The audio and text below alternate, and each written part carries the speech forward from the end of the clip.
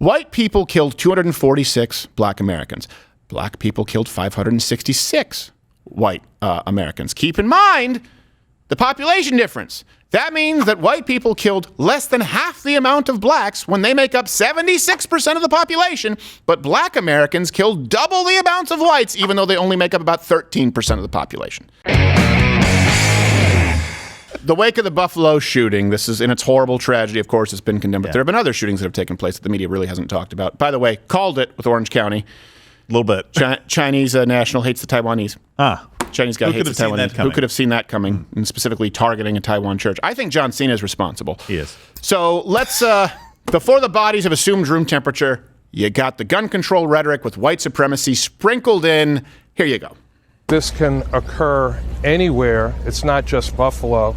It's how to make people all across this country feel safe. It's not just African Americans. It's how to make people in urban America, suburban America, and rural America feel safe. The only way to do it is to really get to the point of sensible gun control in this country, to end hate speech on the internet and social media. There you go. To stop the proliferation of hateful ideology.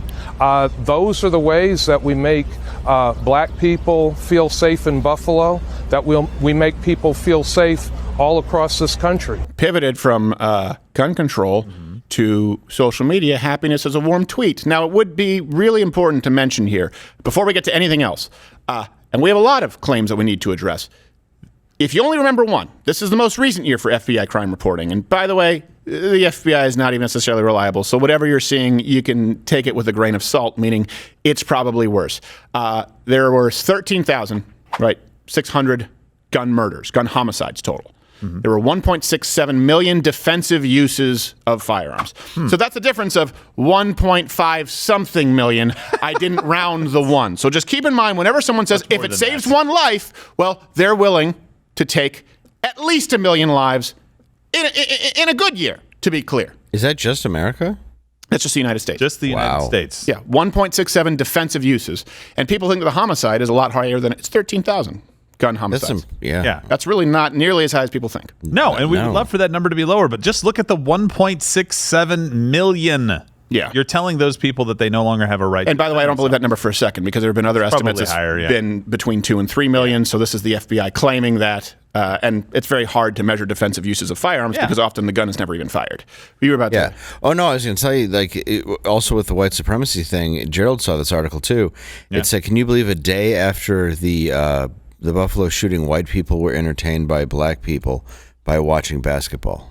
This was an actual article? This was an article. Actual article that came out. This is white supremacy is what they said. This is what white supremacy looks like. People watching other people play a game because they're white people are watching black people. I guess what do NBA players, if they're so against white supremacy, would they want to be unemployed? They do. I think that would be better than being on the plantation like Colin Kaepernick said about the NFL. Yeah, well, slavery for the NBA. Well, and the whole idea of that they're contractually obligated. I think there's probably 1 or 2 white guys left in basketball. Maybe. I think there's an Asian. He's real tall. Yeah, and but also think about the money that creates for people who work for companies that sponsor it. Even the vendors that work there, the people that have to clean the bathrooms, the people that take care of parking. There's all kinds of things that have to keep the world turning. Yeah. It's completely unfair to just all of a sudden stop that, take away those jobs from all those people, and then blame it on white supremacy just so you can just completely gaslight the rest of the country. But it also doesn't make any sense to just unemploy a bunch of black people. That's where probably the area where they have the highest median income on Earth. Exactly. It makes no sense. By the way, little known fact, Larry Bird was in fact kidnapped on the Mediterranean coast, and he was victim to the North African slave trade. That's why he's so good. Now, let's get to some of their claims here. Here's a claim that they make. Okay, that more gun control would have prevented this shooting. This is one of the claims that they're making right now. So MSNBC, the political commentator and former Obama Undersecretary of State Richard Stengel. Stengel. I always forget the name. Stengel. He was under Obama as the Secretary of State. Okay, tweeted this: the flaw in the system is not what's illegal, but what's legal. That any 18-year-old can legally buy a military-style assault weapon. # gun control now. Now that's the claim. Here's the truth. That is a lie. So New York already has very strict gun control. Let me rattle these off for you so you understand. According to Gifford's Law, which, by the way, not a conservative source, references available at loudofcutter.com. It's the Gifford's Law Center for New York is what it is. They have different states. New York has the 6th strongest gun laws in the country. Okay? 6th strongest gun laws in the country. Let me hit you with another truth here that you probably should know. The shooter's gun was already illegal in New York. He modified a Bushmaster XM15ES illegally, which is very easy for anybody to do, which makes it an assault weapon according to New York law. So it's already illegal. It's already impossible to get. He bought a firearm and he modified it in a place that has some of the strictest gun laws in the country. Also, here's a really important truth that I think you need to know. We've talked about this in the past, that over 90, depending on the estimate, anywhere from 90 to 97%, let's call it an even 90% of mass shootings occur where? Gun-free zones. Now, that's the empirical.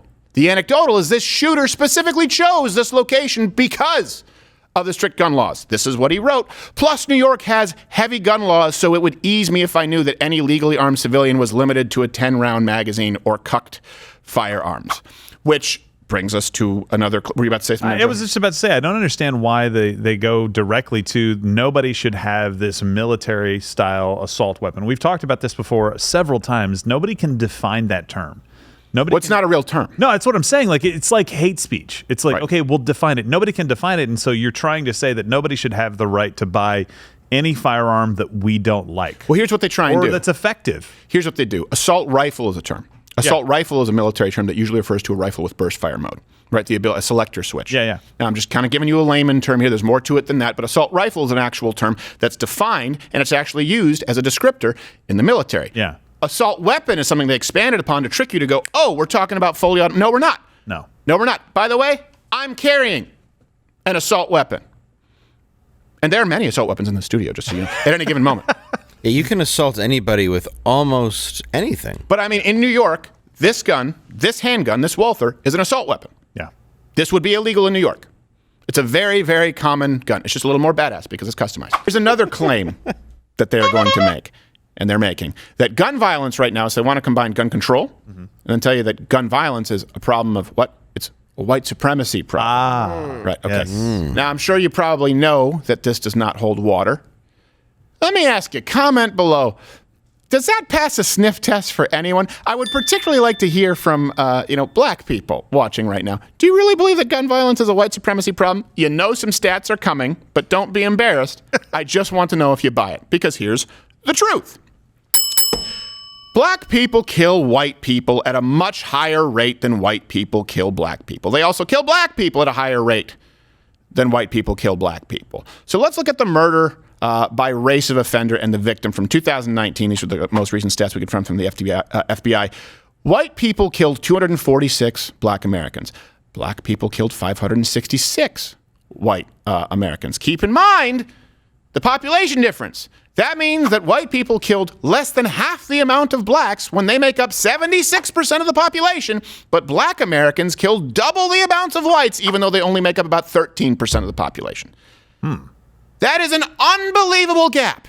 So if I have to watch another film where the bully is the white kid in a Letterman jacket, or the person breaking in for some home security system commercial is the white guy with a bolo tie, I'm going to lose it. But Stephen, it's still white supremacy. Sorry. Yeah. It's Menace just to Society, Boys in the Hood, Jersey Drive. There were some movies that kind of captured reality, but that was, of course, 30 years ago. And who could forget John Cougar Mellencamp's famous hit, Click, Click, Boom? Yep. Huey Lewis and the Glocks. You guys didn't? No, totally. We've been glorifying this for a very long time. Yeah.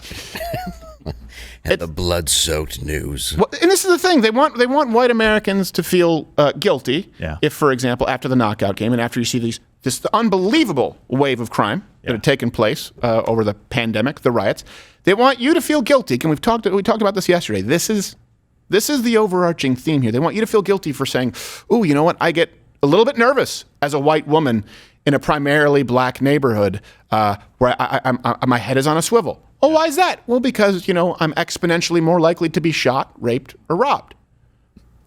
Don't say that. But they encourage black people to live in fear of the white supremacy that statistically is a non-factor. Right, because every single one of the community leaders has been out there saying, the Al Sharptons and everybody saying, white people, white supremacy, racism, that's the problem that you have to be afraid of. And so if you're a black person and that's the only voice that you're hearing right now, you believe it. And you go, white people are out to get me. Yeah. And so now an entire community fears something that they shouldn't, and these communities can no longer hang out. I don't think most black people actually I don't think they do either, but I'm saying if that's the No. only voice your community is hearing, which a lot of times it is, come on. Yeah. A lot of times you're hearing, Yes. this is white supremacy, white supremacy. That's the problem going on in America right now. It's white supremacy. They're saying it right now. The greatest threat in this country right now is white supremacy. Right. Right? That is the biggest domestic threat, even though we're headed towards what seems like another summer of love coming our way with riots and protests. Well, love and rape are used interchangeably. It's Yeah, true. Jeff. Well, either side coming at you like that creates a gigantic amount of anxiety, which has already been created over the last 2.5 years. Yeah. I'm not surprised these things are happening at the rate that they are because of what's been going on. Right. It's all anxiety bubbling to the surface. But here's the big, you what I would create- say is the big difference, though, and I agree with you. The difference is the anxiety that's created one way. For example, if white Americans feel concerned if they're in a primarily black neighborhood, particularly after 2020, the anxiety is statistic induced. The anxiety that's being induced in the black community is from leadership lying. That's the problem. Yeah. Is look, I think that if you're a white person at a Black Lives Matter riot, whether it's Baltimore, Ferguson, whether it's going on in Dallas, I think you'd be a fool to not be concerned. Now, that does not mean every interaction with black. I've said that my interactions, we do the talking with people, are far more pleasant with the average black American than with the average, American white bitch. Now, here's the thing. I don't think there is a single group of people in the history of this country who have been more overly represented in media and the entertainment industry while simultaneously having no accurate representation than black people. What do I mean by that? You think this speaker, you think this press secretary is representative of the average black American? You think Al Sharpton is? You think what you're seeing on HBO is? It's not even close. Go and talk with them. Go and talk with them. But they make up a huge percent. Black Americans make up a huge percent of what we see in media, but it is not emblematic of black American voices. Primarily, they grow up in Christian households. Primarily, they tend to be family-centric. Primarily, they tend to be socially conservative. And yes, there are issues that the black community obviously struggles with that they need to deal with themselves. I can't offer solutions because I'm a white guy. But we're not offering mass shootings of black people. That's just a statistical inaccuracy. Yeah. And that's the problem with sowing division based on a lie and telling people to shut up about the truth. Truth is, white people are being often record numbers by black people in this country when you look at the crime between races. Same thing applies with Asians and crimes being committed against them by black people. These people committing these crimes are not people who are afraid of white supremacy or Asian supremacy. That's a statistical reality. And so, yes, you have a lot of white people who are afraid. And so they're less likely to reach across the aisle and speak with people in these communities. But we need to acknowledge the statistical reality if we're going to address the problem. We need to stop silencing people from speaking of the truth. And we need to stop lying to one group of people to try and sow chaos.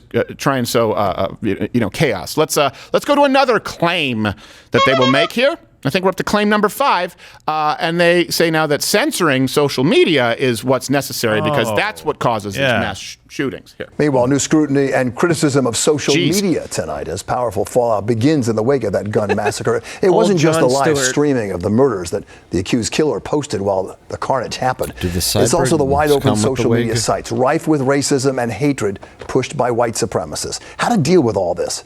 It seems simple, but it is complicated. As a First Amendment scholar, I have to reinforce it. We don't have First Amendment guarantees to social media. Hate that amounts to violence and harming people and taking the lives of people, that's not a question of speech. That's a conduct that we deem to be illegal.